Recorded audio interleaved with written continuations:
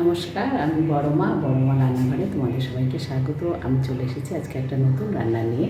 আজকে রান্না করব একটা সুন্দর রান্না এবং ইউনিক ধরনের রান্না। দেখো এই রান্নাটা আমি কীভাবে করছি। চাল কুমড়ো রান্না করব। চাল কুমড়ো সবাই খেতে চায় না, এই পদ্ধতিতে রান্না করলে খুব ভালো লাগে এবং সুস্বাদু লাগে। আর সবথেকে ভালো কথা যেটা, খুব তাড়াতাড়ি এই রান্নাটা হয়ে যায়। ঠিক আছে, চলো দেখি। আজকে একটা নতুন পদ্ধতিতে চাল কুমড়ো রান্না করব।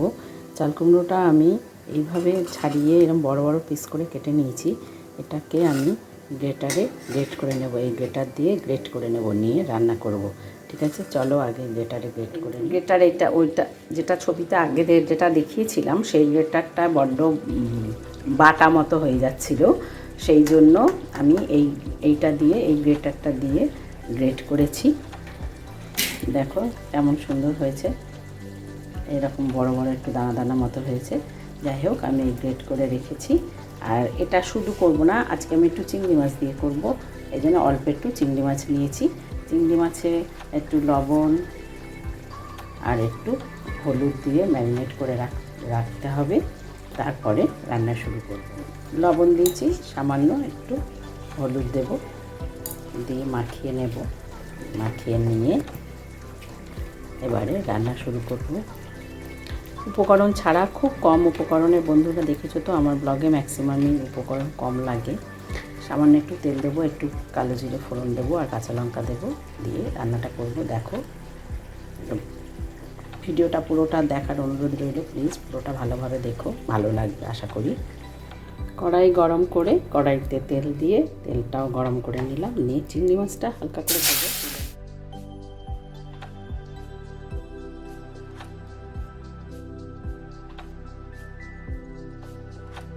কড়াই গরম করে এবারে ওই তেলে চিংড়ি মাছটা তুলে নেওয়ার পরে কালো জিরে ফোড়ন দিলাম আর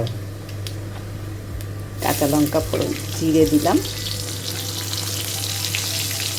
এবারে মোটামুটি একটু ভাজা গন্ধ হয়ে বেরোলে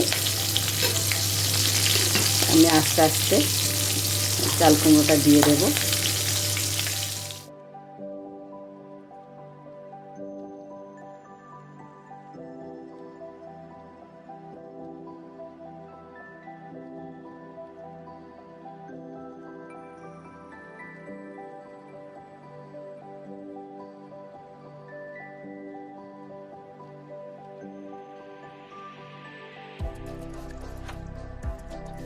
চাল কুমড়ো এগুলোতে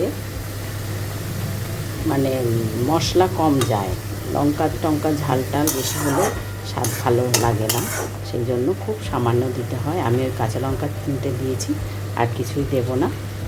আর একটু কুক হোক, তারপরে আমি চিংড়ি মাছটা অল্প দিয়ে দেবো, কারণ চিংড়ি মাছও বেশি কুক করলে ছিবড়ে মতো হয়ে যায়, শক্ত হয়ে যায়। দেখলাম যে অনেকটা জল কমে গেছে, এইবারে চিংড়ি মাছটা দিয়ে দেবো।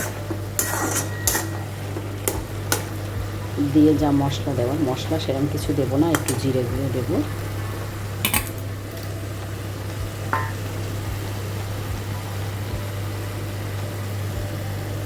এক চামচ জিরে গুঁড়ো দিলাম, আর খুব সামান্য একটুখানি গরম মশলার গুঁড়ো, খুব সামান্য।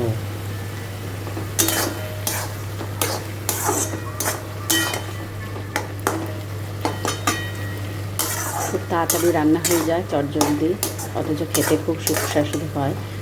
এত সুন্দর সুস্বাদু খেতে হয়, একবার হলেও করে খেয়ে দেখো। আমার ব্লগে এই রান্না আছে, মানে চাল কুমড়ো নয়, পেঁপে আছে, ওইভাবে রান্না করা, খুব কম সময় এবং ভীষণ ভালো। বাচ্চারা যারা কেউ এই সবজি খেতে চায় না, তারাও বেশ আনন্দ করে এই সবজি খায়। আমার সামান্য একটুখানি স্বাদ অনুযায়ী চিনি দিলাম, কারণ নুন চিনি না হলে তরকারির স্বাদ বাড়ে না, একটু হলেও দিতে হয়, সে একটু দিয়ে দিলাম। আর একটু সামান্য কুক হবে, হয়ে গেলে নামিয়ে নেব। তৈরি হয়ে গেল আমার চাল কুমড়োর তরকারি। দেখো কত সহজে, কত তাড়াতাড়ি একটা সুন্দর রান্না, অথচ এই রান্না করতে গেলে কত সময় লাগে, ছেলেপুলেরা খেতেও চায় না।